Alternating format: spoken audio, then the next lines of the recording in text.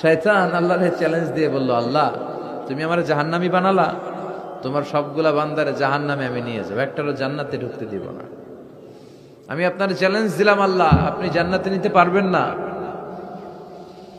লা আকুদান্না লাহুম সিরাতাকাল মুস্তাকিম, আমি সিরাতাল মুস্তাকিমের পথে বসে থাকবো। ওরা তাফসীর মাহফিলে যেতে চাইবে, ওয়াসওয়াসা দিয়ে গানের কনসার্টে নিয়ে যাবে। আমি ডান দিক থেকে ধোকা দেব, বাম দিক থেকে, সামনে থেকে, পেছন থেকে। ওয়ালা তাজিদু আকসারাহুম শাকিরিন, আপনি একটারও জান্নাতে ঢুকাতে পারবেন না। আল্লাহ বললেন, তুই আমারে চ্যালেঞ্জ দিলি, আমিও তোর চ্যালেঞ্জ নিলাম। সুবহানাল্লাহ পড়েন।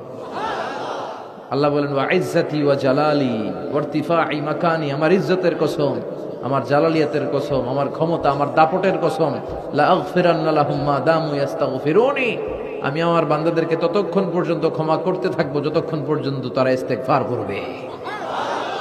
আজীবন পাপ করে, অন্যায় করে একবার চোখের পানি ছেড়ে আমার কাছে ক্ষমা চাইবে, আমি সব গুনাহ মাফ করে দেব।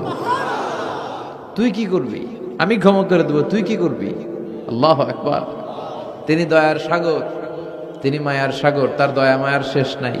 তিনি বলেন, আনা গাফিরুয যামব কাবিলিত তাওব, আমার কাজ হচ্ছে খালি গুনাহ মাফ করার, তওবা কবুল করা।